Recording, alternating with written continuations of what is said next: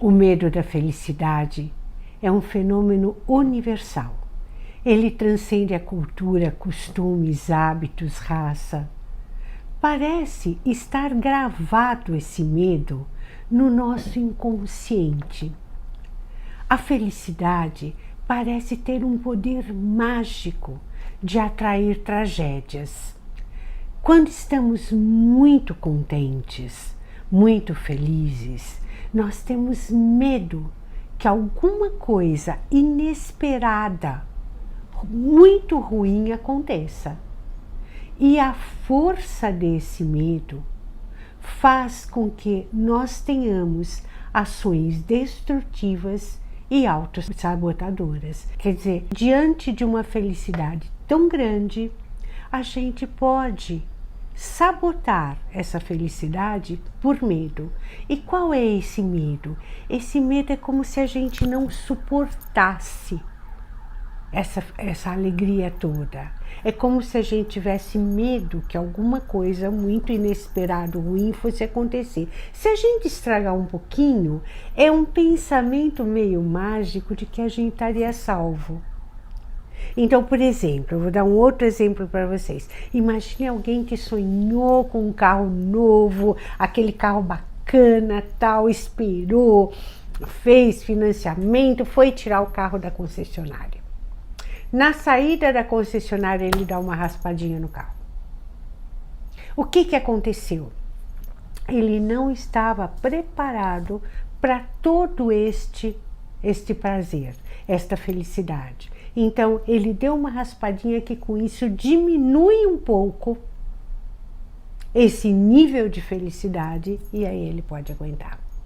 É como se lá no fundo da gente a gente achasse assim, se não for tão grande a felicidade, eu não vou atrair tragédias. Eu não vou atrair algo de ruim. Então, com isso, gente, a gente estraga o sucesso profissional, o sucesso afetivo, financeiro, de forma tão inconsciente que a gente não enxerga as nossas mãos nesse estrago todo.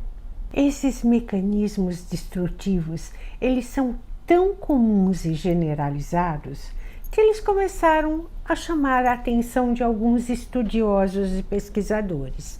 Então surgiu a questão, bom, se isso é tão comum às pessoas, esse medo deve ter a ver com alguma coisa que todo mundo passa, né? Já que todo mundo sente esse medo.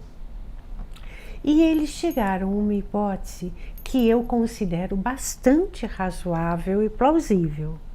Eles chegaram a uma conclusão que esse medo está ligado com o nascimento. O bebê vivia lá no útero da mãe. Ele estava quentinho, alimentado, tranquilo. Tudo era bom, né? Tudo era gostoso, tudo era tranquilo, tudo escurinho, calminho. Aquela sensação de plenitude, de que nada falta e nada sobra. Sabe aquilo que a gente aprendeu, que é o conceito de paraíso? De repente, o bebê é expulso.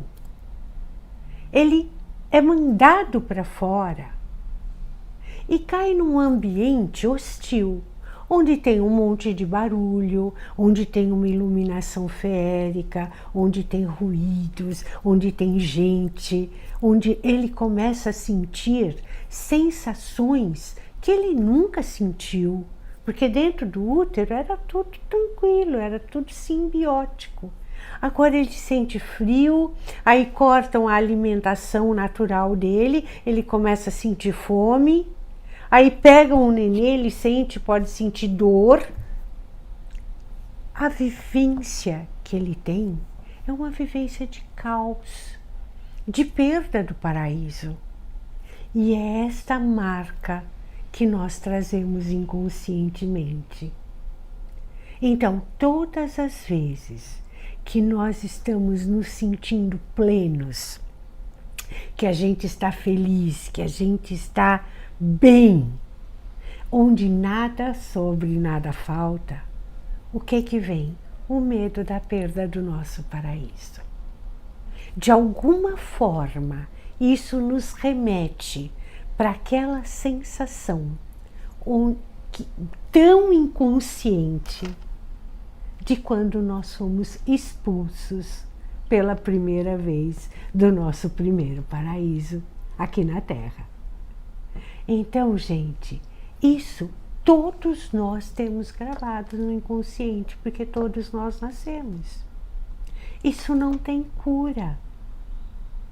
O que vai diferenciar uma pessoa que tem um limite maior de poder viver o prazer, a felicidade, o bom, daquele que tem limites muito estreitos e que se auto-sabota muito e destrói muito a sua felicidade, é a consciência desse medo. Então você pode me perguntar para mim, mas Yara, o que eu posso fazer para melhorar isso? Então, primeira coisa, preste atenção em si mesmo.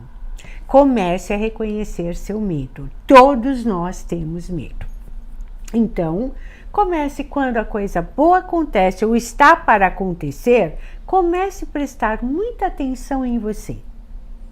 Comece a ver o que esse medo está falando, do que você está realmente com medo, se é da responsabilidade que pode vir, se é de não dar conta, se é uma culpa porque você está tendo coisas que outros não estão tendo, às vezes isso da culpa tem em relação à família da gente. Enfim, esse medo ele pode ter um monte de fontes. Ele pode ser proveniente de um monte de lugares. Comece a buscar. Sabe, tente conhecer o seu medo. Tente fazê-lo, acolhê-lo, ser mais próximo dele. Porque tudo aquilo que você nega toma conta de você. E tudo aquilo que você cuida, você passa a ter poder sobre ele. Outra coisa, dê um tempo para você se acostumar com as coisas boas. Respeite o seu limite. Não pense que porque é bom você tem que absorver na hora. Se um relacionamento tá bom, tome cuidado. Quando você começar a botar defeito no outro, comece a prestar atenção se não é o teu medo falando. Quando você começa a ficar muito apreensivo, quer fugir, preste atenção se o seu medo não está falando. Veja o que ele está falando. Às vezes a vontade de terminar uma relação é mais por medo de dar certo, por medo de se comprometer. Então comece a investigar a si mesmo.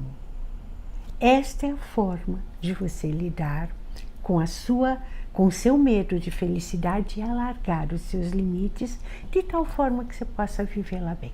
Então lembre-se, nós também temos que nos preparar para as coisas boas. Não é porque elas são boas e felizes que nós já estamos preparados para elas. Se você gostou desse vídeo, passe para as pessoas que você ama. Nós acreditamos que quanto maior for a sua consciência, maior será a sua possibilidade de ser feliz. Venha conosco, fique conosco. Obrigada pela sua atenção. Namastê. Beijos.